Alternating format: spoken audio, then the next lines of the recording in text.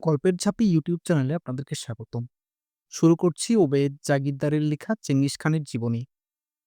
অনেক বছর আগে ছাত্র জীবনে চেঙ্গিসের গল্প পড়তে গিয়ে তীব্র রোমাঞ্চ বোধ করতাম। তার দুঃসাহসিক সংগ্রাম, আকস্মিক উত্থান ও পতনের কাহিনী আমাকে খুব টানত। ইতিহাসের সেই পুরনো পাঠ, মঙ্গোলিয়ায় ভ্রমণ এবং আরও বিচিত্র উৎস থেকে চেঙ্গিস খান সম্পর্কে কিছু ব্যতিক্রমধর্মী তথ্য জানার পর আমার মনে হয়েছে এই বিষয়ে একটি স্বতন্ত্র অধ্যায় লেখা উচিত। তার বহু ব্যক্তিগত সৎ বৈশিষ্ট্য আমার কাছে আকর্ষণীয়। তবে চেঙ্গিস ইতিহাসের ভয়াবহতম কটি ধ্বংসলীলার নায়ক হওয়ার কারণে তার প্রতি আমার ক্ষোভও কম নয়। কিন্তু সব মিলিয়ে যে বিচিত্র জীবন তার, তা আমাদের কিছু না কিছু শেখায়, উদ্বুদ্ধ করে। চেঙ্গিস খানের জীবনের সম্পূর্ণ ইতিহাস লেখা প্রায় অসম্ভব একটি কাজ। কারণ তার উত্থানের সময় পর্যন্ত মঙ্গলরা ঠিক সাংগঠনিক সামাজিক জীবনযাপন শুরু করেনি। তাদের না ছিল কোনো নির্দিষ্ট রাষ্ট্র বা রাষ্ট্রীয় ব্যবস্থা, ছিল না কোনো নির্দিষ্ট জনপদ, শহর বা বন্দর। তখন পর্যন্ত যাযাবর জাতি হিসেবে ঝড়ো হাওয়ার মতো সারা মঙ্গোলিয়া জুড়ে ঘুরে বেড়াতো তারা। ত্রয়োদশ শতকের মধ্যভাগ পর্যন্ত মঙ্গলরা লেখার কায়দা আবিষ্কার করেনি। এ কারণে সে সময় কোনো ইতিহাস লিখা তো দূরের কথা, ইতিহাসের অন্যান্য উৎস যেমন শিলালিপি, মুদ্রালিপি ইত্যাদিও শুরু হয়নি। তাই চেঙ্গিসের জীবনের প্রথম ভাগের ঘটনাবলী জানার জন্য নির্ভর করতে হয় পরবর্তী সময়ে লিখিত মঙ্গল ইতিহাস এবং পার্শ্ববর্তী জাতিসমূহের লিখিত ইতিহাসের উপর। চেঙ্গিস খানের জীবন ও কর্ম সম্পর্কে তথ্য পাওয়া যায় মাত্র দুটি গ্রন্থে। এর একটি হলো দ্য বুক অফ গোল্ড, এর মূল কপি পাওয়া যায়নি। ১২৬৩ সাল লিখিত চীনা সংস্করণ account of the campaign of the warrior saints এবং ১৩০৩ সালে লিখিত ফার্সি সংস্করণ পরবর্তী সময়ে রশিদ আল দিন কর্তৃক সম্পাদিত জামি আত তাওয়ারিক এখন ঐতিহাসিকদের সম্বল। চেঙ্গিস সম্পর্কিত অন্য গ্রন্থটির নাম সিক্রেট হিস্টোরি অফ মঙ্গলস, এরও মূল কপি পাওয়া যায়নি। এমনকি বইটির অন্য কোনো সংস্করণও লিখিত হয়নি। চীনাদের লিখিত secret history of the Ian dynasty নামক ইতিহাস গ্রন্থে সিক্রেট হিস্ট্রি অফ মঙ্গলসের সারাংশ পাওয়া যায় মাত্র। এ দুটো ইতিহাস গ্রন্থ ছাড়া চেঙ্গিস খানের জীবনী বিষয়ক অন্য সব গ্রন্থই চেঙ্গিস খানের মৃত্যুর অনেক পরে লেখা। সেসবের উৎস উল্লিখিত দুটি বই কিংবা কিংবদন্তি। চেঙ্গিস খান সম্পর্কে প্রয়োজনীয় তথ্যের আরেকটি উৎস হচ্ছে পুরাতত্ত্ব। ইতিমধ্যেই রুশ, চীনা এবং মঙ্গল পুরাতাত্ত্বিকরা ইনার মঙ্গোলিয়া সহ মঙ্গোলিয়ার বিভিন্ন স্থানে খনন চালিয়ে বেশ কিছু তথ্যবহুল মঙ্গল কীর্তি উদ্ধার করেছেন, যা চেঙ্গিসের সমকালীন সমাজ ও সংস্কৃতি সম্পর্কে গুরুত্বপূর্ণ ইঙ্গিত দেয়। মঙ্গোলীয় পুরাতাত্ত্বিকগণ প্রায় ২০টির মতো স্থানে খনন করে বিভিন্ন শহরের ধ্বংসাবশেষ আবিষ্কার করেছেন, যেগুলো চেঙ্গিস সময় গড়ে উঠেছিল বলে প্রমাণ পাওয়া গেছে। আর কারাকোরামে আবিষ্কৃত হয়েছে চেঙ্গিস খানের অনুমিত রাজধানী। নিদর্শনের মধ্যে আছে নিত্য প্রয়োজনীয় জিনিসপত্র, অস্ত্র, চীনামাটির বাসন ইত্যাদি। কিন্তু লিখিত কোনো ইতিহাস পাওয়া যায়নি। তবে এসব নিদর্শন চেঙ্গিসের জীবন ও কর্মের ইতিহাস উন্মোচনে যথেষ্ট সহায়ক হয়েছে। এছাড়া আছে চারণ কবিদের রচিত গাঁথা, লোকশ্রুতি, লোকগল্প ইত্যাদি, যেগুলোর বস্তুনিষ্ঠতা সম্পর্কে যথেষ্ট সন্দেহ আছে। চেঙ্গিস খানের বংশপরিচয় সম্পর্কে অদ্ভুত সব কাহিনী ছড়িয়ে আছে মঙ্গোলীয়দের মধ্যে। মঙ্গলদের গোপন ইতিহাস the secret history of Mongols গ্রন্থের শুরুতেই উল্লেখ আছে যে স্বর্গ থেকে এসেছিল এক নেকড়ে যার নাম বর্তিচিনো। বর্তিচিনু অর্থ নীল নেকড়ে। নেকড়ে বর্তিচিনু স্বর্গ থেকে এসে প্রথমে ক্যাম্প করেছিল ওনন নদীর উৎপত্তিস্থলের কাছে বোরকান কুলদুন নামক পাহাড়ে। বর্তিচিনুর পুত্র বাতাচিকান, বাতাচিকানের পুত্র তামাচা, তামাচার পুত্রের নাম করিচার মার্গান, তার পুত্র আউজুং বোরওল। এভাবে এক পর্যায়ে চেঙ্গিসের জন্ম হয়। অন্যান্য কিংবদন্তিতেও চেঙ্গিসের পূর্বপুরুষ হিসেবে জন্তুর উল্লেখ দেখা যায়। মঙ্গলদের গোপন ইতিহাস, যেমন জন্তু থেকে মঙ্গলদের উৎপত্তি দেখানো হয়েছে, তেমনি মঙ্গোলীয় প্রত্নতাত্ত্বিক নিদর্শনেও দেখা যায় বিভিন্ন জন্তু জানোয়ার রাজকীয় আসনে বসে আছে। সম্ভবত এ সময় যাযাবর মঙ্গোলীয়রা জন্তু জানোয়ারের উপর বিশ্বাস আরোপ করে এদেরই উপাসনা করত। আরেকটি মিথ হলো পৃথিবীর এক হরিণী এবং স্বর্গের এক নেকড়ের মিলনে কোয়াই মেরেল নামে এক সুন্দরী কন্যার জন্ম হয়।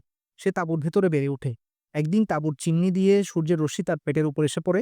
এতেই সে গর্ভবতী হয়ে পড়ে। এলেনের গর্ভে জন্ম নেয়া সেই সূর্য সন্তানই চেঙ্গিসের আদিপুরুষ। মঙ্গোলীয় চারণ কবিদের রচনায় এসব গল্পের প্রতিধ্বনি পাওয়া যায়। বৈকাল হ্রদের পূর্ব দিকে উনুনগুল নদীর ডান তীরে একটি নিঃসঙ্গ পাহাড়ের ডালে বাবা ইউ সুগেইয়ের তাঁবুতে ভবিষ্যতের দুর্দম মানুষ চেঙ্গিস খানের জন্ম হয়। ওই স্থানটি এখন রাশিয়ার অন্তর্ভুক্ত। তার জন্মের সময় নিয়ে ব্যাপক মতবিরোধ আছে।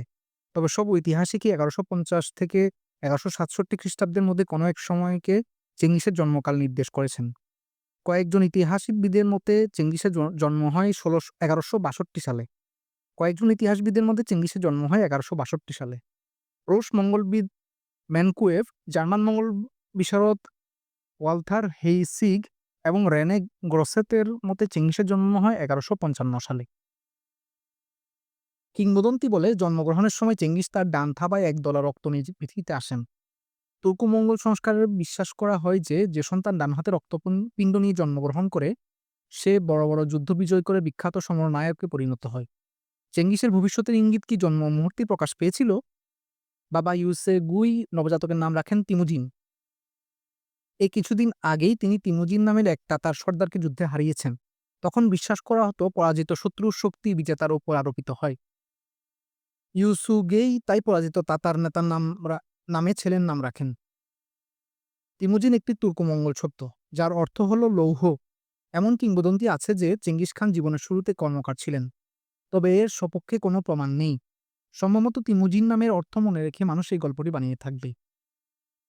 তিমুজিনের বাবা ইউসুগেই হামাগ নামের এক ক্ষুদ্র মঙ্গোল উপগোত্রের প্রধান ছিলেন।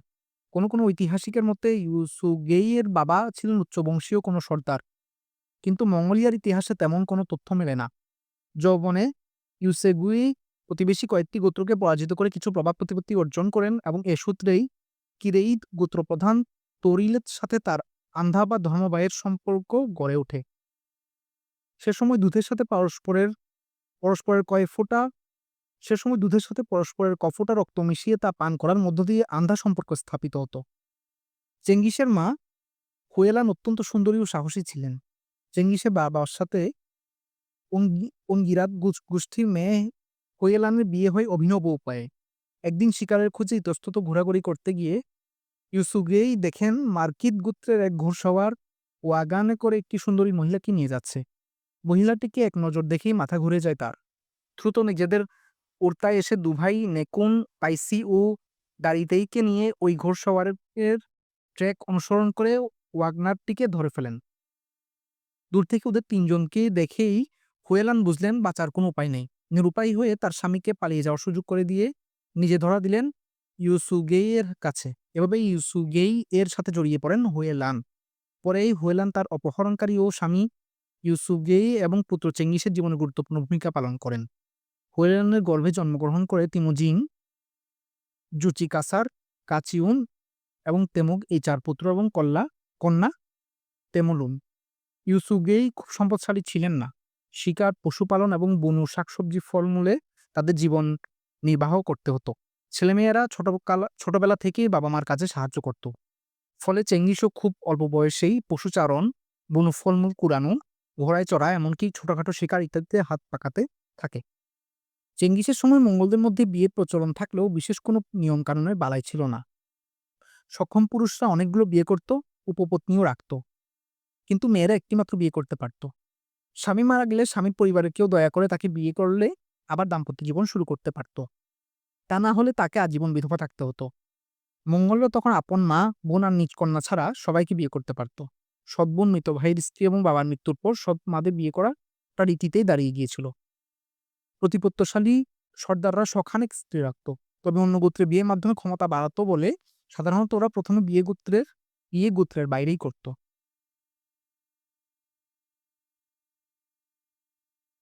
চেঙ্গিসের বয়স যখন ৯ বছর তখন তার বিয়ের খোঁজে ইউসুগেই উঙ্গিরাত গোত্রের দলপ্রধান দেই সেচেনের শরণাপন্ন হন। দেই সেচেন অর্থ জ্ঞানী দেই। এই কিছুদিন আগে দেই স্বপ্ন দেখেছেন একই সাথে চন্দ্র ও সূর্য শিকার করে এনে একটি বাজ পাখি তার হাতে বসেছে। তিমুজিনকে লক্ষ্য করে তিনি বললেন, আপনার ছেলের চোখে আগুন আর মুখে প্রতিভার দীপ্তি। এ ছেলের হাতে নিজের ১০ বছরের মেয়ে অসাধারণ সুন্দরী বোর থেকে তুলে দেওয়ার অঙ্গীকার করলেন তিনি। কিন্তু শর্ত জুড়ে দিলেন যে যাচাই করার জন্য তিনি তিমুজিনকে কিছুদিন নিজের কাছে রাখতে চান। ইউসুগেই ছেলেকে দেইয়ের কাছে রেখে নিজের ক্যাম্পের দিকে ঘোড়া ছুটিয়ে দিলেন। আর কখনো ইউসুগেইয়ের সাথে তিমুজিনের দেখা হয়নি। ক্যাম্পে ফেরার পথে শিরেকেয়ের নামক স্থানে একদল তাতারের সাক্ষাৎ পান ইউসুগেই। কিছুদিন আগে তার কাছে পরাজিত তাতারদেরকে তিনি চিনতে না পারলেও শত্রুরা তাকে ভালোভাবেই চিনেছিল। ইউসুগেই তাদের ক্যাম্পের কাছে আসতেই ওরা তাকে আমন্ত্রণ জানালো একটু বিশ্রাম নিয়ে যাওয়ার জন্য। তাতারদের কেউ একজন ইউসুগেইকে পানীয়ের সাথে ভয়ঙ্কর বিষ মিশিয়ে খেতে দিল, যা ধীরে কিন্তু নিশ্চিত মৃত্যুর দিকে নিয়ে যায় মানুষকে। সরল মনে তা পান করে আবার ঘোড়ায় উঠে পড়লেন ইউসুগেই। ফেরার পথে বিষের ক্রিয়া শুরু হয়ে গেল তার শরীরে। কোনো ক্রমে ঘোড়ায় বসে থেকে এলোমেলো চলে এক উঙ্গিরাত ক্যাম্পে উপস্থিত হয়ে শয্যা নিলেন তিনি এবং বুঝতে পারলেন মৃত্যু তার খুব কাছেই কালো ঘোমটা খুলে এসে দাঁড়িয়েছে এবং বুঝতে পারলেন মৃত্যু তার খুব কাছেই কালো ঘোমটা খুলে এসে দাঁড়িয়েছে। এ সময় তার কাছে ছিল মুংলিক নামের একটি ছোট ছেলে। সে কান পেতে শুনল ইউসুগেই বলছেন, মুংলিক, তোমার ছোট ভাইদের দেখো, যাদেরকে নিতান্ত ছোট রেখে আমি মরতে যাচ্ছি। তোমার বিধবা বোনকেও দেখো। তিমোজিনকে আমার কাছে নিয়ে এসো। এরপরই মৃত্যুর কোলে ঢলে পড়েন তিনি। মঙ্গোলদের গোপন ইতিহাসে ইউসুগেই মৃত্যুর বর্ণনা এভাবেই দেয়া হয়েছে। সেখানে তিমোজিন ও তার ভাইদেরকে মুংলিগের কাছের ভাই সেখানে তিমোজিন ও তার ভাইদেরকে মুংলিগের কাছে ভাই সম্পর্কে উপস্থাপন করা হয়েছে। আবার হুয়েলানকেই নির্দেশ করা হয়েছে মুংলিগের বোন বলে। কারণ মুংলিগ এবং হুয়েলান দুজনেই উনগিরাত গোত্রের মানুষ। মুংলিক নামের এই বালকের কোনো পরিচয় সেখানে নেই, আর কারো উপস্থিতির কথাও উল্লেখ করা হয়নি। তিমোজিনের প্রায় সমবয়সী মুংলিক কিন্তু তীক্ষ্ণ বুদ্ধি ও দায়িত্ববোধের পরিচয় দেয়। ইউসুগে মৃত্যুর সাথে সাথে সে গিয়ে উপস্থিত হয় সেই সেচেনের তাঁবুতে। তিমোজিনকে তার বাবার মৃত্যুর কথা না জানিয়ে তাকে সে বলে যে ইউসুগেই অসুস্থ, ছেলেকে দেখতে চাইছেন। ইউসুগে মৃত্যুর কথা শুনলে দেই হয়তো তিমোজিনকে নিজের কাছে রেখে দিতেন। আর তাহলে চেঙ্গিস ও মঙ্গোলীয়দের ইতিহাসই গড়ে উঠত অন্যভাবে। হয়তো ইতিহাসে দুর্দান্ত মানুষ হিসেবে আজও অমর হয়ে থাকতো না সেদিনের সেই বালক তিমোজিন।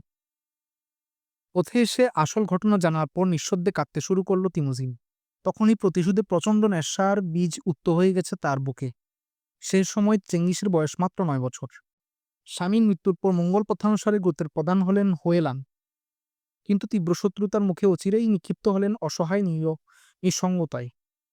দুই প্রভাবশালী মহিলার সাথে ঝগড়ার সূত্র ধরে গোত্রের মধ্যকার বিরোধী পক্ষতেই আজ সিয়াদ দলের লোকজন হুয়েলান ও তার বাচ্চাদেরকে সম্বলহীন তাবহীন রেখে সবকিছু নিয়ে আলাদা হয়ে চলে গেল।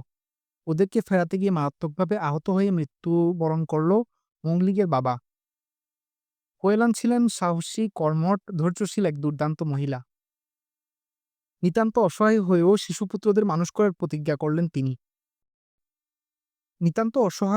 শিশুপুত্রদের মানুষ করার প্রতিজ্ঞা করলেন তিনি।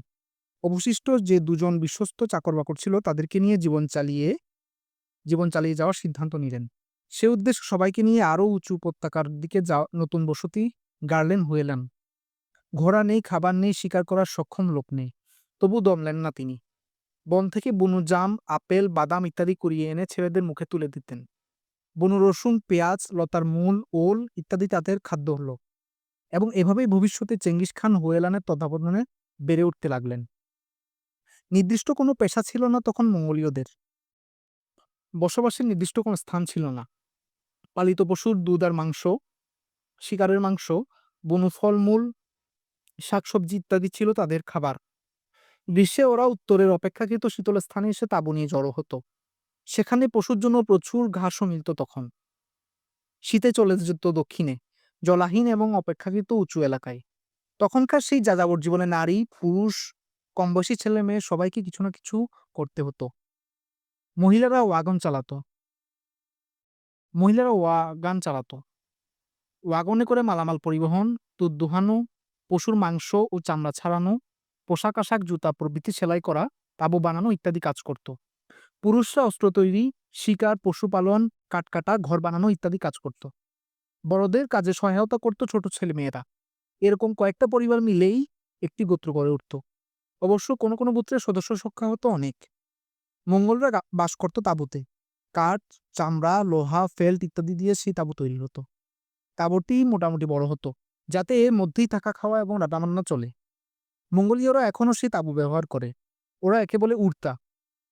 দুর্গম মরু, পাহাড় আর বন জঙ্গলের দেশে ঘোড়া ছাড়া এক পা ফেলার উপায় ছিল না তখন। বাচ্চারা খুব কম বয়সে ঘোড়া চালানো শিখত। তখন বিভিন্ন জাতের ঘোড়ার মধ্যে তাকি নামের এক জাতের ছোট ঘোড়ার বেশ প্রচলন ছিল। সেন্ট্রাল এশিয়ায় এখনও এর বংশধররা টিকে আছে। একটা পূর্ণবয়স্ক পুরুষ তাকি ঘোড়ার ওজন মাত্র ৩৫০ কিলোগ্রামের মতো। এছাড়া অন্যান্য জাতের ঘোড়াও প্রচুর ছিল। এই ঘোড়াই ছিল মঙ্গোলীয়দের সার্বক্ষণিক সঙ্গী। মঙ্গোলীয়রা বিশ্বাস করত এক অদৃশ্য ঈশ্বর এই পৃথিবীর যাবতীয় কিছু সৃষ্টি করেছেন। তিনিই ভালো কাজের পুরস্কার এবং মন্দ কাজের শাস্তি প্রদান করেন। তবে মঙ্গোলীয়রাও ঈশ্বরের বাসনা তবে মঙ্গোলীয়রা ঈশ্বরের উপাসনা বা পূজা করত না। আবার ফসলের ফলন বৃদ্ধি, দীর্ঘ জীবন লাভ কিংবা ক্ষমতা অর্জন ইত্যাদি ভিন্ন ভিন্ন বিষয়ে একজন ঈশ্বর অধিপতির কল্পনা করত তারা। বস্তুত সে সময় তাদের ঈশ্বর বিশ্বাস বিশেষ সংগঠিত রূপ পায়নি। অনিশ্চিত যাযাবর জীবনে নিজের শক্তি আর বুদ্ধির উপর নির্ভর করে বেঁচে থাকাটাই যেখানে প্রধান ব্যাপার ছিল, সেখানে ধর্ম নিয়ে দার্শনিক চিন্তার সুযোগ কোথায়? এরকম কঠোর সময়ে তিমোজিন এবং তার ভাইয়েরা খুব অল্প বয়সে নিত্যদিনের কাজে দক্ষ হয়ে উঠতে থাকে। এ সময় একদিন তিমোজিন সব ভাইদের মিলিত উদ্যোগে শিকার করা একটি পাখির ভাগাভাগি নিয়ে ঝগড়ায় লিপ্ত হয়ে আপন ভাই জুসি কাসারের সহায়তায় পেছন থেকে তীর মেরে হত্যা করে তার বৈমাত্রেয় ভাই বেক্তারকে। সতীনের মৃত্যুর পর হুয়েলান যে বেক্তারকে নিজের হাতে মানুষ করেছিলেন তাকে খুন করায় নিজের ছেলে তিমোজিনকে তিনি অভিসম্পাত দিতে ছাড়েননি। তিনি কাঁদতে কাঁদতে তাকে নিজের ছায়ার উপর ঝাঁপিয়ে পড়া ঈগল, শাবক খেকো হাঁস বলে গাল দিয়েছিলেন। সেই শুরু। সামান্য ঝগড়া সূত্রে প্রতিশোধের এই দুর্দমনীয় স্পৃহা, এই নিষ্ঠুরতা ও শীতলতা সারা জীবন তার সঙ্গে ছিল। এই ঘটনার পর থেকে চেঙ্গিসের হাতে এবং চেঙ্গিসের নির্দেশে লক্ষ লক্ষ মানুষ প্রাণ হারিয়েছে। নিশ্চিহ্ন হয়ে গেছে বহু জনপদ। অবশ্য বাবার নির্মম হত্যাকাণ্ড, বিরূপ পরিবেশ এবং শত্রুদের নিষ্ঠুর আচরণ হয়তোবা তাকে সেদিকেই ঠেলে দিয়েছিল।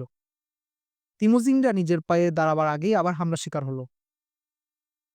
তেইয়াচিয়াত গ্রুপের নেতা তারি উ তেই কিরিলতুই বুঝতে পারল যে প্রাক্তন সর্দার ইউসুগেইর ছেলে বেঁচে থাকলে তার বিপদ। কারণ এতে কষ্টের মধ্যেও যারা বহাল তবিয়তে বেঁচে আছে তারা সময় মতো কামড় বসাবে। শত্রুকে এখনই নিশ্চিহ্ন করা দরকার। তখন তিমোজিনের বয়স মাত্র ১৫। একদিন তেইয়াচিয়াত গোত্রের খুনে অশ্বারোহী দল হুয়েলানের তাঁবু ঘিরে ফেলল। তেইয়াচিয়াদরা আক্রমণ করতে আসছে জেনেও হুয়েলানদের কিছু করার ছিল না। ১৫ বছর বয়সী তিমোজিন বিপদের গুরুত্ব বুঝে নিকটস্থ জঙ্গলে ঢুকে গেল ভাইদের নিয়ে। ওখান থেকে তারা শত্রুদের উপর তীর ছুটতে লাগলো। কোনোরকম ক্ষতিগ্রস্ততার মধ্যে যাতে যেতে না হয় সেজন্য শত্রুরা প্রস্তাব দিল যে কাউকে খুন করার ইচ্ছা তাদের নেই। তিমোজিনকে পেলেই তারা চলে যাবে। তিমোজিন দেখল পালানো ছাড়া আর কোনো উপায় নেই। ঘোড়া নিয়ে ভিন্ন পথে বেরিয়ে যাওয়ার চেষ্টা করতে গিয়ে আবার শত্রুদের তাড়া খেল সে। এভাবে ৯ দিন ৯ রাত পর্যন্ত শত্রুদের ফাঁকি দিয়ে জঙ্গলের ভেতরে ঘুরে ঘুরে মুক্তির উপায় খুঁজতে লাগলো। শেষ পর্যন্ত দুর্ভাগ্যবশত কোনো এক জায়গায় লুকাতে গিয়ে শত্রুদের হাতে ধরা পড়ল সে। শত্রুরা আগে থেকে সেখানে উৎপাতে ছিল। কিরিলতুই তিমোজিনকে হত্যা না করে তার গলায় ও হাতে কাঠের পিলারি আটকে ছেড়ে দিল। পিলারি ভারী কাঠে বানানো হতো, যার মধ্যে অপরাধীর হাত ও মাথা ঢুকিয়ে আটকে দেওয়ার ব্যবস্থা ছিল। দণ্ডিত ব্যক্তি এই কাঠের ভারে দিন কয়েকের মধ্যে মৃত্যুবরণ করত। এরকম জঘন্য শাস্তির মধ্যে শত্রুরা তিমোজিনকে এক তাঁবু থেকে আরেক তাঁবুতে ঘুরিয়ে ঘুরিয়ে দেখাতে লাগলো। কয়েকদিন পরে এক উৎসবের রাতে তিমোজিনের পাহারায় এক ছেলেকে রেখে সবাই আনন্দ ফুর্তিতে মত্ত হয়ে উঠলে তিমোজিন তার তরুণ পাহারাদারকে আহত করে পালালো। সামনে নদী দেখেও মুহূর্তে দ্বিধা না করে মাথা ও হাতে আটকানো ভারী কাঠসহ ঝাঁপিয়ে পড়ল উত্তাল স্রোতে। শত্রুরা অচিরেই তার খোঁজে বেরিয়ে পড়েছিল। তিমোজিন যখন কিছু দূর ভেসে গিয়ে নদী তীরবর্তী জলাগাছার জঙ্গলে আশ্রয় নিল, ততক্ষণে শত্রুরা সেখানে পৌঁছে গেছে। কিন্তু ভাগ্য এবার সহায়তা করল তাকে। তেইয়াচিয়াত গ্রুপের সুরকান শিরা নামের এক অনুচর লুকায়িত তিমোজিনকে দেখেও কিছু বলল না। হতে পারে ইউসুগেই এর প্রতি শ্রদ্ধাবশত অথবা নিজের গ্রুপের অন্তর্দ্বন্দ্বের কারণে কিংবা শুধুই করুণাবশত সে তিমোজিনের অবস্থান গোপন রাখে। এমনকি তিমোজিনের খোঁজে নিয়োজিত অন্যান্য লোকদেরকেও সে অন্যদিকে পাঠিয়ে দেয়। কাঁধে কাঠের বোঝা নিয়ে পায়ে হেঁটে তিমোজিনের পক্ষে বেশি দূর যাওয়ার অসম্ভব ভেবে কিরিলতুইয়ের লোকেরা খোঁজা বন্ধ রেখে তাঁবুতে ফিরে চলল। যাওয়ার আগে সুরাকান শিরা তিমোজিনকে পরামর্শ দিল নিজের চেষ্টায় নিজেকে তাঁবুতে ফিরে যাওয়ার। তিমোজিন জানত বন্দী অবস্থায় এতদূর যাওয়া তার পক্ষে অসম্ভব। সে তাই দুঃসাহস করে শত্রুদের অনুসরণ করে সুরকান শিরার তাঁবুতে গিয়ে হাজির হলো। সুরকান শিরা তাকে আশ্রয় দিতে বাধ্য, কারণ তিমোজিনকে পেয়েও সে দলের নেতাকে জানায়নি। এ তথ্য অবগত হলে কিরিলতুই তাকে খুন করে ফেলবে। পরদিন শত্রুর চোখ এড়িয়ে সুরকান শিরার সাহায্যে কাঠের পিলারি থেকে মুক্ত হয়ে খাবার ও ঘোড়া নিয়ে সে ছুটল নিজের এলাকার উদ্দেশ্যে। এভাবে মৃত্যুর মুখ থেকে ফিরে আসা অভিজ্ঞতা তাকে দিয়েছিল নতুন সাহস ও শক্তি। সময় গড়িয়ে যাওয়ার সাথে সাথে তিমোজিনের অবস্থা একটু একটু করে ভালো হচ্ছিল। পরিণত যুবক হওয়ার পর তিনি বাবার প্রতিজ্ঞা রক্ষার্থে এবং সম্ভবত নিজের মনের টানেও উনগিরাত গোত্রের জ্ঞানী দেয়ের কন্যা তার বাগদত্তা বোর থেকে বিয়ে করে নিয়ে এলেন। এরপরে তিমুজিন আরও পত্নী উপপত্নী গ্রহণ করলেও বোর থেকে সবচেয়ে গুরুত্ব দিতেন। প্রয়োজনে তার পরামর্শ গ্রহণ করতেন। কিরিত গোত্র প্রধান তরিল ছিলেন তিমুজিনের বাবা ইউসুগের আন্ধা ভাই। তিমুজিন বুঝতে পারছিলেন কারো সহায়তা ছাড়া জীবনে দাঁড়াতে পারবেন না। সাহায্যের জন্য তরিলদের কাছে যেতে মনস্থ করলেন তিনি। কিরিত গোত্রপ্রধানের কাছে গিয়ে বিয়েতে উপহার হিসেবে পাওয়া মূল্যবান একটি কোট নজরানা দিয়ে নিজের পরিচয় ব্যক্ত করলেন যুবক তিমুজিন। বিভিন্ন কারণে ইউসুগের কাছে ঋণী ছিলেন তরিল। তিনি মৃত বন্ধুর পুত্রকে সাহায্য করার ওয়াদা করলেন। তখনকার একটা প্রবাদ ছিল, মঙ্গোলিয়ায় সংবাদ ছড়ায় বাতাসেরও আগে। শক্তিশালী তরিলের সাথে তিমুজিনের চুক্তির কথাও গোপন থাকল না। নিজের তাঁবুতে ফিরে এসে তিমুজিন জানালেন তার ভাগ্যের চাকা ঘুরতে শুরু করেছে। কোন এক বৃদ্ধ ইবুগেন তিমুজিনের নেতৃত্বে তার ছেলে জেলমিকে নিয়োজিত করার জন্য তাঁবুতে এসে বসে আছে। এরপর আরো কিছু লোক তার নির্দেশের আওতায় সংঘবদ্ধ হলো। নির্দেশের আওতায় সংঘবদ্ধ হলো এবং প্রথমবারের মতো একদল লোকের নেতৃত্ব পেয়ে জীবনের যাত্রা শুরু করলেন তিনি। এ সময় তার উপর দিয়ে আরেকবার ঝড় বয়ে যায়। মার্কিত গোত্রের প্রায় ৩০০ ঘোড়সওয়ারের এক বাহিনী সহসাই একদিন তিমুজিনের শিবিরে আক্রমণ করে। তখন ১১৮৪ সাল। তিমুজিনের বয়স ২৫ও হয়নি। মার্কিতদের আক্রমণটা ছিল পুরনো বিদ্বেষপ্রসূত। ইউসুগেই তিমুজিনের মা হুয়েলানকে মার্কিত গোত্রের এক লোকের হাত থেকে ছিনিয়ে নিয়েছিলেন। মার্কিতরা বহু বছর আগের সেই ঘটনার প্রতিশোধ স্বরূপ তিমুজিনের স্ত্রী বোর থেকে হরণের পরিকল্পনা করে। সে সময় মাত্র ৯টি ঘোড়ার মালিক তিমুজিনের পক্ষে ৩০০ শত্রুকে প্রতিরোধ করা অসম্ভব। তিনি দলবল নিয়ে নিকটবর্তী পাহাড়ে পালাবার প্রস্তুতি নিলেন। কিন্তু স্ত্রী বোর্তে এবং সৎমা সূচি গিলের জন্য কোনো ঘোড়া অবশিষ্ট ছিল না। এক বৃদ্ধা পরিচারিকার কাছে বউ আর সৎমাকে রেখেই পালালেন তিমুজিন। সম্ভবত সুন্দরী স্ত্রীকে শত্রুর হাতে তুলে দিয়ে অন্য সবার প্রাণ বাঁচানোর তাগিদেই তিনি এ কাজ করেছিলেন। যা হোক, মার্কিতরা এসে তিমুজিনের স্ত্রী ও সৎমাকে ধরে নিয়ে গেল। অপহরণের বদলে অপহরণ, তাই ছিল ওদের মূল লক্ষ্য। কয়েকদিন পেরিয়ে গেলে তিমুজিন যখন নিশ্চিত হলেন মার্কিতরা আশেপাশে নেই, তখন গুপ্তস্থান ছেড়ে পরিবারসহ বেরিয়ে এলেন। বুরকান কুলদুন পাহাড়ের সামনে গিয়ে দেবতার কাছে কৃতজ্ঞতা প্রকাশ করলেন নিজের প্রাণ রক্ষা পাওয়ায়। তারপর ছুটলেন গডফাদার তুরিলের কাছে। অপহৃত স্ত্রীকে যেভাবেই হোক ফিরিয়ে আনতে হবে। তখন মার্কিতরা খুবই শক্তিশালী, তাদেরকে আক্রমণ করা সহজ নয়। তবুও তুরিল কথা দিলেন, আমরা তোমার স্ত্রীকে ফিরিয়ে আনবই, সবগুলো মার্কিত গোত্রের বিরুদ্ধে একসাথে যুদ্ধ করে হলেও। বস্তুত তিমুজিনের স্ত্রী অপহরণের ঘটনা শেষ পর্যন্ত সারা মঙ্গোলিয়ায় এক রক্তক্ষয়ী গোত্র সংঘাতের জন্ম দেয়। শত সহস্র লোক প্রাণ হারায়। সংঘর্ষের ডালপালা বাড়তে বাড়তে বহু বছর পার হয়েও এ লেইহান জীব ধ্বংসযজ্ঞ চালিয়ে যায়। এত কিছুর মূলে ছিল তিমুজিনের সুন্দরী যুবতী স্ত্রী উনকিরাত গোত্রের মেয়ে বোর্তের মোহিনী দুটি চোখের ভালোবাসা। মার্কিতরা তিমুজিনের স্ত্রীকে হরণ করার পর সম্ভাব্য যুদ্ধের কথা বিবেচনা করে নিজেদের ৩টি গ্রুপ উদুইদ, উইউআস এবং কাদের সমস্ত লোকবল একত্রিত করল। এরা বৈকাল হ্রদ এবং আলতাই রেঞ্জের মাঝখানে যাযাবর জীবনযাপন করত। শিকার ছিল তাদের জীবিকা অর্জনের প্রধান উপায়। এদিকে তরিল নিজের লোকদের জড়ো করার পর শক্তিশালী চিফ জুমা খানের সাহায্য কামনা করে তার কাছে পাঠালো তিমুজিনকে। জুমা খান জাতিতে মঙ্গল। ছোটবেলায় এতিম হয়ে এক প্রভাবশালী পরিবারে মানুষ হওয়ার পর নিজের বুদ্ধি ও ক্ষমতা বলে শক্তিশালী একটি গ্রুপের প্রধান হয়েছেন। তিনি তিমুজিনের ছোটবেলার আন্ধা ভাই। তিমুজিনের সাম্প্রতিক বিপদের কথা শুনে তরিলের সাহায্যার্থে বিশাল যোদ্ধা বাহিনী নিয়ে এগিয়ে এলেন জুমা। সব মিলিয়ে প্রায় ৪০,০০০ দুর্দান্ত অশ্বারোহী নিয়ে তিন মিত্র ঝাঁপিয়ে পড়লেন মার্কিতদের উপর। এর মধ্যে তিমুজিনের ছিল সর্বসাকুল্যে ৯টা ঘোড়া। মার্কিত এলাকার প্রাণকেন্দ্র কিলিউ উপত্যকায় দ্রুত পৌঁছে আক্রমণ শুরু করল জুমা ও তরিলের বাহিনী। মার্কিতরা বুঝতে পেরেছিল এই বিপুল সংখ্যক সৈন্যদলের সাথে যুদ্ধ করার কিছু নেই। তাদের চিফ প্রথমে পালিয়ে গেছে।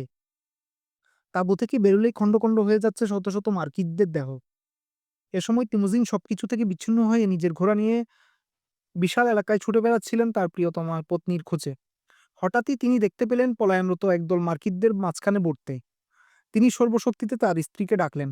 বোর্তেও এরকম কিছুর জন্য অপেক্ষা করছিল। শত্রুদের হাত থেকে ছুটে সে দৌড়ে চলে গেল স্বামীর কাছে। বোর্ড থেকে ফেরত পাওয়ার পর যুদ্ধ বন্ধ রাখা হলো। কিন্তু তাঁবুতে আসার পর জানা গেল বোর্তে গর্ভবতী এবং এ সন্তানের পিতা অবশ্যই তিমুজিন নন। এদিকে তিমুজিনের সৎ ভাই খুঁজছিলেন তার অপহৃত মাকে, কিন্তু মা সুচিগিল তাকে দেখেও পালিয়ে গেলেন লজ্জায়। মার্কিনরা তাকে জোর করে বিয়ে করে ঘর সংসার করতে বাধ্য করেছে। এই লজ্জায় ছেলের কাছে না এসে রাতের অন্ধকারে যুদ্ধক্ষেত্রে আত্মহত্যা করলেন সুচিগিল। সুচিগিলের আত্মহত্যার সংবাদ শুনে তার ছেলে উন্মাদের মতো মার্কিনদের হত্যা করতে শুরু করে। এমনকি শিশুরাও তার হাত থেকে রেহাই পায়নি। এরই মধ্যে তিমুজিন ছোট একটি শিশুকে যুদ্ধক্ষেত্রে দেখতে পেয়ে তাকে নিজের ঘোড়ায় তুলে তাঁবুতে নিয়ে আসেন। কারণ সেই শিশুর অগ্নিচোখ তিমুজিনের নজর এড়ায়নি। তিমুজিন তাকে রক্ষা করেছিলেন মায়ের সেবায় নিয়োজিত করবেন বলে। স্ত্রীকে উদ্ধার ও শত শত মার্কিনকে হত্যা করে তিমুজিনের ক্ষোভ প্রশমিত হওয়ায় পুরো বাহিনী ফিরতি পথ ধরল। এরপর অনেকদিন তিমুজিন ও জুমা একসাথে কাটান। এ সময় একদিন বিরল এক চারণভূমিতে শিবির স্থাপনে জুমার অতিরিক্ত আগ্রহে তিমুজিনের মনে সন্দেহ দেখা দেয় এবং সে এবং দেখা দেয় যে বন্ধুই হয়তো এখন তার সাথে বিশ্বাসঘাতকতা করতে পারে। এ সময় একদিন বিরল এক চারণভূমিতে শিবির স্থাপনে জুমার অতিরিক্ত আগ্রহে তিমুজিনের মনে সন্দেহ দেখা দেয় যে বন্ধুই হয়তো এখন তার সাথে বিশ্বাসঘাতকতা করতে পারে। জুমাকে সন্দেহ করার পিছনে স্ত্রী বর্তের পরামর্শ প্রধান ভূমিকা পালন করে। বর্তে তিমুজিনকে বোঝানোর চেষ্টা করে যে জুমা মূলত ক্ষমতালোভী, নিষ্ঠুর এবং ঈর্ষাপরায়ণ। এখন যেহেতু তিমুজিনের প্রভাব প্রতিপত্তি বাড়ছে, তাই জুমা ঈর্ষাবশত যেকোনো সময় তাকে হত্যা করতে পারে। তিমুজিন তাই নিজের সন্দেহে এবং স্ত্রী বর্তের পরামর্শে হঠাৎই জুমার সাথে সম্পর্ক ছিন্ন করার সিদ্ধান্ত নেন। অতঃপর বিশ্বস্ত অনুচরদের নিয়ে তিনি অন্য পথ ধরেন। এদিকে জুমার কিছু বিশ্বস্ত অনুচর তিমুজিনের দলে ভিড়ে জুমার কাছ থেকে বিচ্ছিন্ন হয়ে যায়। দলবলসহ জুমাকে ছেড়ে আসার পর আর কখনো জুমার সাথে তার সুসম্পর্ক গড়ে ওঠেনি। অধিকন্তু একসময়ের আন্ধা ভাই, অপহৃত স্ত্রী উদ্ধারকারী প্রিয় বন্ধু জুমার সাথে বিচ্ছিন্নতা তিমুজিনকে বাধ্য করেছিল এক বেদনাদায়ক অধ্যায়ের নায়ক হতে। কারণ জুমা তিমুজিনের এই আকস্মিক সন্দেহের বিষয়টিকে কোনোদিন ক্ষমার চোখে দেখতে পারেননি। কিন্তু সব মিলিয়ে এই বিচ্ছিন্নতা চেঙ্গিসের জন্য লাভজনকই হয়। জুমা ও তরিলের সহায়তায় মার্কিনদের উপর তিমুজিনের বিজয় তাকে সম্মান, প্রতিপত্তি ও ব্যাপক লোকবল এনে দিয়েছিল। জুমাকে ছেড়ে আসার পর তিমুজিন আরও কটি ছোটখাটো যুদ্ধে জয়লাভ করেন। এভাবে ঘোড়া, তাঁবু ও অনুগত লোকজন নিয়ে বড়সড় নতুন এক গোত্র গড়ে তুলে তার প্রধান হন তিনি। এর ফলে তিমুজিনের সাহস ও প্রতিপত্তির প্রভাব পড়ে আশপাশের গোত্রগুলোর উপর। অনেক প্রতিপত্তিশালী গোত্র তার নেতৃত্বে ঐক্যবদ্ধ হওয়ার আগ্রহ প্রকাশ করে সংবাদ পাঠাতে থাকে। গ্রেট চিফ কুতুলার হওয়ার পর আর কোনো গোত্রপ্রধান মঙ্গোলিয়ার সবগুলো গোত্রের উপর আধিপত্য প্রতিষ্ঠা করতে পারেনি। ফলে কোনো জাতীয় ঐক্য সৃষ্টি হয়নি। চিফ কুতুলা ছিল খুবই শক্তিশালী এক বাহিনীর অধিনায়ক এবং অসম্ভব ধূর্ত ও বুদ্ধিমান। তাই সে সবগুলো গোত্রের উপর আধিপত্য খাটিয়ে নিজেকে খানের মর্যাদায় অধিষ্ঠিত করে নিয়েছিল। এরপর তেমন কোনো যোগ্য গোত্র প্রধানের উত্থান হয়নি। এ পরিস্থিতিতে সাম্প্রতিক বিজয়ে অভিভূত হয়ে অনেক গোত্রপ্রধান তাকে খান হিসেবে গ্রহণ করারও প্রস্তাব দেয়। বুদ্ধিমান চেঙ্গিস নিজেও হাওয়ার বেগ বাড়িয়ে দেয় অনুগত গোত্রপ্রধানদের সাহায্যে। এভাবে আশেপাশের অধিকাংশ গোত্রপ্রধান নিজেদের মধ্যে মিলিত হয়ে সিদ্ধান্ত নেয় তিমুজিনকে তাদের খান বানানো হবে। এরই প্রেক্ষিতে ১১৯৭ সালে অনেকগুলো গোত্রপ্রধান ও বহু সংখ্যক অনুচর মিলিত হয়ে আনুষ্ঠানিকভাবে তিমুজিনকে নিজেদের নেতা বলে স্বীকার করে নিয়ে তাকে চেঙ্গিস খান উপাধিতে ভূষিত করে। চেঙ্গিস খান অর্থ হলো সাগর খান বা সাগরিক খান, অর্থাৎ সাগরের মতো বিশাল এলাকার খান। চেঙ্গিস মানে সাগর। শব্দটি সম্ভবত তুর্কি ভাষা থেকে উদ্ভূত। ঐতিহাসিক রশিদ আল দিন চেঙ্গিস খানের অর্থ ক্ষমতাবান নির্দেশ করেছেন। খান শব্দটির উদ্ভব খ্রিস্টপূর্ব ৫০০ অব্দে। উপজাতীয় নেতাদেরকে তখনও খান বলা হতো। ষষ্ঠ শতক থেকে, বিশেষত দশম থেকে দ্বাদশ শতকে কোনো শিকার বা যুদ্ধাভিযানের নির্বাচিত নেতাকে খান ঘোষণা করা হতো। সাধারণত কোনো গোত্র প্রধানই এসব অভিযানের নেতা নির্বাচিত হতেন।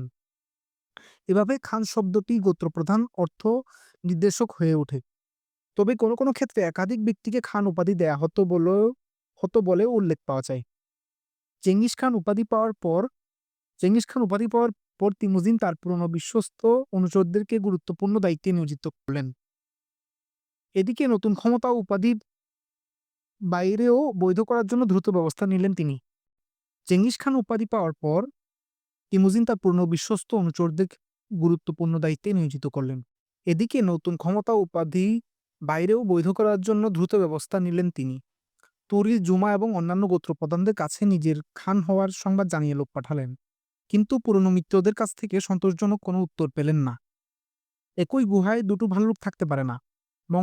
মঙ্গোলীয়দের বেলায় এই মঙ্গল প্রবাদ অত্যন্ত সত্যি এবং এজন্য সামান্য ঘোড়া চুরির ঘটনাকে কেন্দ্র করে প্রথমবারের মতো আগুন জ্বলে ওঠে।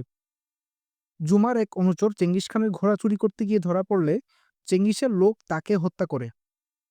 এ সংবাদ পাওয়ার সাথে সাথে খুনের প্রতিশোধ নেওয়ার জন্য জুমা ৩০,০০০ ঘোড়সওয়ার পাঠালেন চেঙ্গিসের শিবির আক্রমণের জন্য।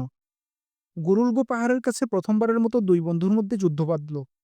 যুদ্ধে পরাজিত হয়ে পালিয়ে আত্মরক্ষা করতে হলো চেঙ্গিস খানকে। তার ৬৬ জন অনুচরকে জুমার আদেশে নিষ্ঠুরভাবে হত্যা করা হলো।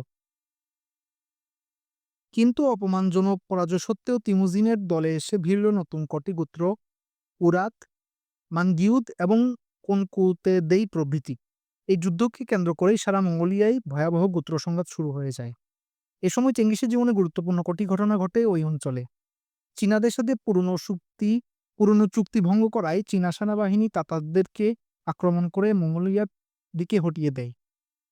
চীনাদের সাথে পুরনো চুক্তি ভঙ্গ করায় চীনা সেনাবাহিনী তাতারদেরকে আক্রমণ করে মঙ্গোলিয়ার দিকে হটিয়ে দেয়। এদিকে তোরিল নিজের ভাইদের হাতে পরাজিত ও ক্ষমতাচ্যুত হয়েছেন। চেঙ্গিস দ্রুত তার সাহায্যে এগিয়ে এলেন। তোরিলকে পুনরায় ক্ষমতায় প্রতিষ্ঠিত করে দুজনে মিলে হামলা চালালেন পর্যুদস্তু তাতারদের উপর। ফলে বিজয় অর্জিত হলো সহজে। সম্পূর্ণ বিধ্বস্ত হলো চেঙ্গিসের শত্রুপক্ষ তাতার বাহিনী এবং আরেকবার যুদ্ধক্ষেত্র থেকে একটি ছোট শিশু সন্তানকে রক্ষা করে এনে মা হুয়েলাংয়ের হাতে তুলে দিলেন চেঙ্গিস।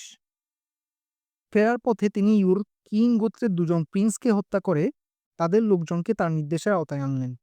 কিন্তু তখনও তার ক্ষমতার বাইরে শক্তিশালী বহু গোত্র রয়ে গেছে তার শত্রু হিসেবে। ১২০১ সালে মার্কিদ, তেয়াচিয়াদ, নাইমান, কুটুকা এবং আরও অনেকগুলো ক্ষুদ্র ক্ষুদ্র গোত্র জুমার নেতৃত্বে মিলিত হয়ে এক শক্তিশালী জোট গড়ে তুলল চেঙ্গিসের বিরুদ্ধে। শত্রুপক্ষের সবচেয়ে বিপজ্জনক নাইমান গোত্রের লোকজন ইর্তিশ এবং কারাকোরাম এলাকায় আবাস গড়ে তুলেছিল। নাইমানদের গোত্রপ্রধানের মৃত্যুর পর শুরু থেকেই তার দুই ছেলে নেতৃত্ব নিয়ে কোন্দলে লিপ্ত হয়। চেঙ্গিসের বিরুদ্ধে জোটে অংশগ্রহণের পর চেঙ্গিস তাদের এই অন্তর্কলহের সংবাদ পেলেন। সুযোগ কাজে লাগানোর জন্য সাথে সাথে তোরিলকে সঙ্গে নিয়ে নাইমানদের উপর হামলা চালালেন তিনি। যুদ্ধে নাইমান চিফ নিহত হল। ফেরার পথে রাত্রিবেলা এক বিপজ্জনক এলাকায় শত্রুদের অ্যাম্বুশে পড়ল মঙ্গলরা। এদিকে তোরিল অবিশ্বাস্য এক চাল চাললেন। কোনো কারণ ছাড়াই তিনি তিমুজিনদের সাথে বিশ্বাসঘাতকতা করে মঙ্গলদেরকে ভুল পথে চালিত করে সরে পড়েছেন। চেঙ্গিস বুঝলেন তার অবস্থা এখন খাঁচায় পড়া বাঘের মতো। অতঃপর ভিন্ন ভিন্ন পথে পিছু হটে কিছুটা সুবিধাজনক অবস্থানে গিয়ে ভোরের অপেক্ষায় থাকলেন। ভোরবেলা মঙ্গলরা সাহসে ভোর করে আবার আক্রমণ শুরু করল। এর মধ্যে সংবাদ এলো বিশ্বাসঘাতক তোরিল নাইমানদেরই আক্রমণে বিপদগ্রস্ত। চেঙ্গিস মুহূর্তে পরিচয় দিয়ে তোরিলকে উদ্ধার করার ব্যবস্থা করলেন। নাইমান চিফ নিহত হওয়ায় জুমার জোট প্রায় ভেঙে পড়ার উপক্রম হলো। কিন্তু কিছুদিনের মধ্যে প্রধানত জুমার উদ্যোগে সব বিরোধী শক্তি মিলিয়ে আবার গড়ে তুলল এক বিশাল বাহিনী। এবারে শত্রুদের সাথে এসে জুটেছে চেঙ্গিসের শ্বশুরের গোত্র উঙ্গিরাদও। তখন চেঙ্গিস নিজেকে কিছুটা গুছিয়ে এনেছেন। আলাদা গোয়েন্দা ও স্কাউট দল গড়ে তোলা সম্ভব হয়েছে তার পক্ষে। জুমার তৎপরতার সংবাদ পেয়ে তিনি প্রতিটি সম্ভাব্য রাস্তায়, পানির উৎসস্থলে, শিকার এলাকায় লোক নিয়োগ করলেন এবং অচিরেই জানতে পারলেন জুমার নেতৃত্বে কয়েকটি গোত্র ও উপগোত্র নড়তে শুরু করেছে। চেঙ্গিস বুঝলেন ইচ্ছে না থাকা সত্ত্বেও দীর্ঘদিনের বন্ধু ও আন্ধা ভাই জুমাকে আরেকবার মোকাবেলা করতে হবে। আরেকবার তোরিলে শরণাপন্ন হলেন মঙ্গল চিফ তিমুজিন। প্রথম সংঘাত শুরু হলো আর্গুন নদীর তীরে। জুমার সাথে ছিল বেশ কজন বিখ্যাত শামান। ওঝা জাতীয় সাধক ধারণা করা হতো এরা আবহাওয়া পরিবর্তন করে শত্রুদেরকে বিপদে ফেলতে পারে। আর্গুনের তীরে সংগঠিত যুদ্ধ ছিল ভয়াবহ। প্রায় সারাদিন জুমার বাহিনী সর্বত্র প্রভাব বিস্তার করে আক্রমণাত্মক ভঙ্গিতে আঘাত হেনে চলল মঙ্গলদের উপর। বারংবার আক্রমণের মুখে টিকে থাকা তাদের পক্ষে প্রায় অসম্ভব হয়ে পড়ল। কোনো ক্রমে দিন শেষ হওয়ার পর যুদ্ধ থেমে গেল। পাহারার ব্যবস্থা করে যুদ্ধক্ষেত্রে ঘুমোবার আয়োজন করল জুমার বাহিনী। বস্তুত দুপক্ষই প্রচণ্ড ক্লান্তি ও স্নায়বিক চাপে ভুগছিল। আর্গুনের যুদ্ধে চেঙ্গিস নিজে মারাত্মকভাবে আহত হলেন। তার ঘাড়ের শিরা কেটে গিয়ে গলগল করে রক্ত ঝরছিল। বিশ্বস্ত অনুচর জেলমি গোত্রপ্রধানের এই অবস্থা দেখে তৎক্ষণাৎ ঘোড়া থেকে নেমে তার রক্তক্ষরণ বন্ধ করার ব্যবস্থা করল। অর্ধেক রাত পর্যন্ত সংজ্ঞাহীন চেঙ্গিসকে নিয়ে বসে থাকল জেলমি। একসময় জ্ঞান ফিরে এলে পানি চাইলেন মঙ্গল চিফ। জেলমি দুঃসাহসে হামাগুড়ি দিয়ে শত্রু শিবিরে প্রবেশ করে এক বোতল ঘোড়ার দুধ এনে চেঙ্গিসের তৃষ্ণা নিবারণের ব্যবস্থা করল। শেষ রাতে সবাই একত্রে জড়ো হওয়ার পর সংবাদ এলো জুমার বাহিনী যুদ্ধক্ষেত্র ছেড়ে পালিয়েছে। ফলে যুদ্ধে বিপর্যস্ত হয়েও মঙ্গলরা বিজয় অর্জন করল। এ বিজয়ে রাজনৈতিক তাৎপর্য থাকলেও বৈষয়িক ক্ষতির পরিমাণ ছিল অস্বাভাবিক। যুদ্ধক্ষেত্রে সর্বত্র মৃত ঘোড়া ও মানুষের ফুলে ওঠা লাশ, আহত সৈনিকদের কাতরানি, পুত্রহারা স্বামীহারা মহিলাদের আহাজারি। এ অবস্থায়ও চেঙ্গিস তার শৈশবের শত্রু তেইয়াচিয়াদের কথা ভুলেননি। তার লোকদের তিনি আদেশ দিলেন যেখানে তেইয়াচিয়াদের পাওয়া যাবে, হোক তার আহত যোদ্ধা বা নারী বা শিশু, সাথে সাথে হত্যা করতে হবে। এ সময় চেঙ্গিস এক ক্রন্দনরত যুবতীকে লক্ষ্য করে তাকে জিজ্ঞেস করে জানতে পারেন যে সে সুরকান শিরার কন্যা। তেইয়াচিয়াদের হাতে বন্দী হওয়ার পর কাঁধে কাঠের পিলারি নিয়ে বালক তিমোজিন যখন পালিয়ে নদীতে ঝাঁপিয়ে পড়ে আত্মগোপন করেছিল, তখন পেছনে ধাবমান শত্রুপক্ষের সেই সুরকান শিরা নামের লোকটি তিমোজিনকে দেখেও ধরিয়ে দেয়নি। অধিকন্তু পরদিন তাকে ঘোড়া ও খাবার দিয়ে পিলারি মুক্ত করে পালিয়ে যাওয়ার ব্যবস্থা করেছিল। চেঙ্গিস পুরনো বন্ধুর কন্যাকে রক্ষা করে সসম্মানে স্বামীর কাছে ফিরিয়ে দিলেন। বিজয় অর্জনের পর চেঙ্গিসের ক্ষমতা আরও সংহত হল। যুদ্ধের ক্ষয়ক্ষতি কাটিয়ে উঠলেন কিছুদিনের মধ্যেই। নতুন লোকবল এসে যোগ দিল তার সাথে, এবং ভাগ্যের হাত মুচড়ে ধরে চেঙ্গিস খান অনেকবারের মতো সেবারও তার গতি ঘুরিয়ে দিলেন নিজের অনুকূলে। অনেকগুলো যুদ্ধ মোকাবেলা করার পরও 1201 খ্রিস্টাব্দ পর্যন্ত মঙ্গলদের কোনো সামরিক কাঠামো গড়ে ওঠেনি। যুদ্ধের সময় বিভিন্ন দিক থেকে লোকজন জড়ো করে যুদ্ধ করত। তারপর যার যার জায়গায় ফিরে যেত সবাই। এর কারণ হচ্ছে ওই অঞ্চলের যাযাবর গোত্রগুলোর মূলত পশুচারণের মাধ্যমে জীবিকা নির্বাহ করত। ব্যাপক যুদ্ধে তাদের প্রয়োজন ছিল না, যতদিন পর্যন্ত না চেঙ্গিসের উত্থানের মধ্য দিয়ে তারা নেতৃত্ব, সংগঠন ইত্যাদির সাথে অভ্যস্ত হতে থাকে। এর আগে বিপজ্জনক অভিযান বলতে ছিল শিকার করা। শিকার করা ও পোষা প্রাণীর ছাল ও লোম দিয়ে তৈরি পোশাক পরত মঙ্গলরা। প্রাণীর মাংস ও দুধ এবং বন ফলমূল ও সবজিতে তাদের ক্ষুণ্ণিবৃত্তি চলত। সুবিধাজনক স্থানে উর্তা বা ঘের অর্থাৎ ঘর বেঁধে কিছুদিন থাকত। আবার প্রয়োজনের সময় রাতারাতি ত্যাগ করে যেত সেই স্থান। পুরুষরা চামড়া বা পশমের তৈরি এক ধরনের আলখাল্লা গায়ে দিত, পরনের ট্রাউজার, পায়ে নরম চামড়ার বুট। মেয়েরা পরতো আরেকটু লম্বা আলখিল্লা, মাথার চুল বিনুনির মতো করে বাঁধত। তা আবার রঙিন ফিতা, মুক্তা, পাখির পালক ইত্যাদিতে সজ্জিত থাকত। পেশাদার যোদ্ধা না হলেও মঙ্গলরা আদিম প্রয়োজনানুযায়ী সারাক্ষণ অস্ত্র সাথে রাখত। বনু জানোয়ার কিংবা ঘোড়া, চোর বা আকস্মিক শত্রুতা মোকাবেলার জন্য এই প্রস্তুতি। চেঙ্গিস খান এই সাহসী যাযাবর জাতিকে একক নেতৃত্বে সমবেত করে গড়ে তুললেন এক